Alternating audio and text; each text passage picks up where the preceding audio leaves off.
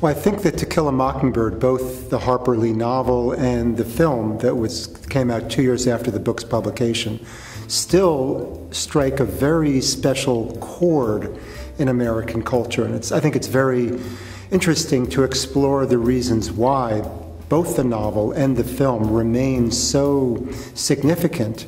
I think there are several reasons. One is that in the early 1960s, this was really very much part of the civil rights movement.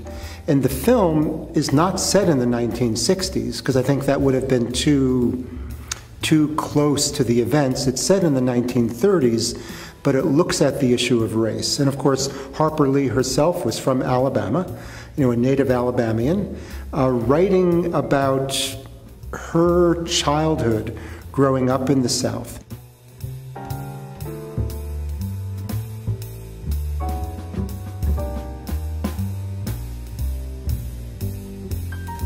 In the South in the 1930s, there was segregation, of course, but blacks and whites lived next door to each other. They interacted all the time, and yet there were these unspoken codes that separated blacks from white. So I think that's one very important part of the novel, is the issue of race. Secondly is the issue of growing up, which is a universal phenomenon. We all grow up, whether we like it or not. And the children have this wonderful father figure, Atticus Finch, played by Gregory Peckem. I think he was born to play Atticus Finch. There's something about Atticus. He's honest, he's thoughtful, he's articulate, he's warm, he's sensitive. He's a single parent, single father, taking care of his children, also defending an African-American, Tom Robinson, against a charge that everybody knows he did not commit. The thing about the film, not to spoil the ending, but Tom Robinson is found guilty, which was historically realistic for Alabama in the 1930s.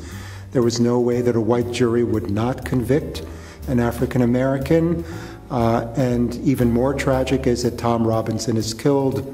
Atticus Finch has to accept this, and he helps his children also accept this injustice, but learning that this is part of growing up, it's part of maturing, it's part of understanding the world in which they are living. And it's just a very well-constructed film. The music by Elmer Bernstein is wonderful, the production design by Henry Bumstead, the cinematography, and the performances. Gregory Peck, of course, but also the children. Mary Badham plays Scout.